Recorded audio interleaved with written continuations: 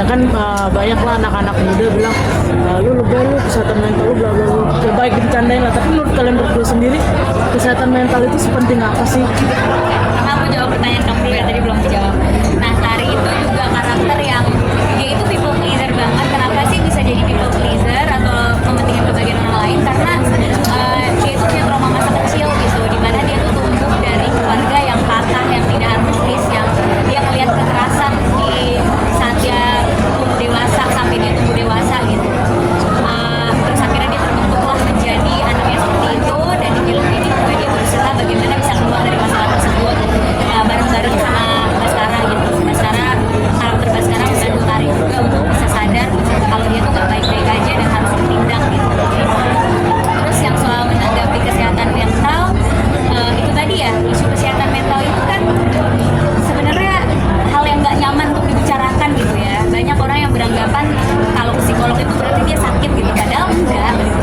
Belum tentu kesehatan mental itu nggak harus dibahas sama orang yang terdiagnosa penyakit mental tertentu gitu. Kita yang sehat, yang nggak terdiagnosa juga perlu menjaga kesehatan mental kita, dan spektrumnya tuh luas banget. Nah, makanya aku pengen bikin film ini supaya nggak ada lagi orang yang ngebecandain kesehatan mental orang, karena orang nggak pernah tahu apa yang terjadi di belakang kamera atau apa yang terjadi di kehidupan mereka sebenarnya gitu.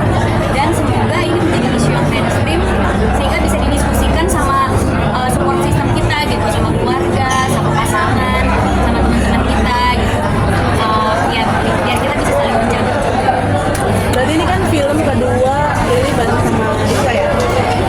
Ada kesulitan nggak sih untuk bikin? Sebenarnya paling kita terlalu enjoy aja. Udah bercanda. Bercanda, tawa-tawa gitu. Sebenarnya kan ada adegan yang nonton Iya. mereka dan semua akhirnya kita bisa Tapi ada persiapan khusus nggak sebelum syuting? melakukan aja. Nggak ada sih persiapan khusus tuh nggak ada. Ya itu selamatan ya benar. Dan untuk persiapan untuk menjalani karakter itu sih nggak ada ya, karena ya balik lagi aku kerja sama Mas Dika enjoy banget gitu. Nggak berasa tiba-tiba kayak iya udah hari terakhir gitu. Terus ya udah nggak ada persiapan sih, jalanin aja. Kak Prilly, Tahu nih, kamu juga udah ngeliat nih editingnya. Mungkin seneng banget gak sih, happy banget akhirnya jadi juga karya kamu yang kesehatan mental ini. Oh seneng banget akhirnya jadi, dan aku bisa bilang ya ini aku bias atau enggak ya, cuma dari semua film sinemaku yang aku main, ya semuanya juga aku yang main sih, tapi dari semua film sinemaku aku paling suka yang ini. Jujur ya, aku kan objektif sama karya aku sendiri ya, kalau misalnya aku nggak suka ya nggak suka gitu.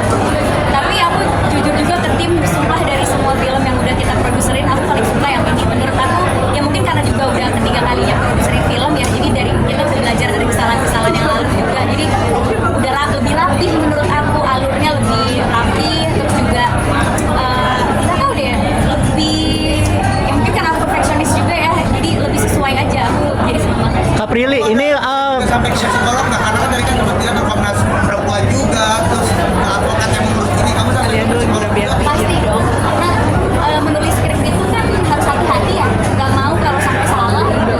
Karena ini ngomonginnya soal kesehatan mental, dan bisa jadi kalau orang yang nonton bisa ke-trigger, malah kita ada trigger warning ya. Pastilah kita konsultasi ke psikolog selain ke Komnas HAM Perempuan dan komunitas advokat. Oke, Kak Prilly ini kan mengangkat soal isu mental health ya. Apakah memang ini berangkat dari keresahan sendiri apa seperti apa gitu? Bisa dijelaskan? Tentu pasti berangkat dari keresahan sendiri juga gitu. Gimana kalau bilang kesehatan mental yang gak baik-baik aja bisa dianggap gak bersyukur sama orang ya, karena orang tahunya kan hidup aku enak-enak aja gitu ya. Atau suka diremehin gitu kalau lagi sedih ya. Apa sih yang lo sedihin, lo kan Prilly gitu. Atau kayak ya lo juga sedih, besok bisa liburan kemana gitu. Kayak ngerasa digituin terus, jadi ngerasa selalu sendirian. Kalau misalnya sedih tuh kayak ngerasa nggak pantas, gue pantas gak sih sedih, tapi kan ya setiap manusia punya ujian masing-masing ya. Akhirnya ya udah pengen nunjukin sisi itu juga lewat karakter ke film. Kalau Kak Dikta sendiri seperti apa? Kak Dikta punya keresahan sendiri juga nggak sih terhadap mental illness atau kesehatan mental gitu? Punya ya ada keresahan sendiri nggak sih dalam film ini gitu? Resah sih, semua orang tuh pasti punya masalah mental masing-masing. Tergantung kita aja nanggepinnya gimana. Tergantung kita toleransinya sih gimana? Benar kata Prilly tadi.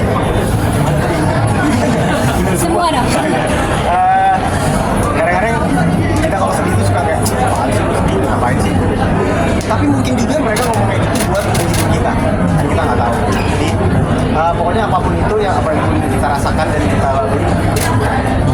Nah kalian sendiri, oke gue pertanyaan kan kalian sendiri kan sampai gimana sampai akhirnya Kak Prilly mau menggambarkan karakternya itu dengan yang make upnya sangat bare face, sangat ada bekas jerawat dan semuanya terlihatnya secara gamblang di depan kamera itu bagaimana menyampaikan pesan lewat penampilan seperti itu.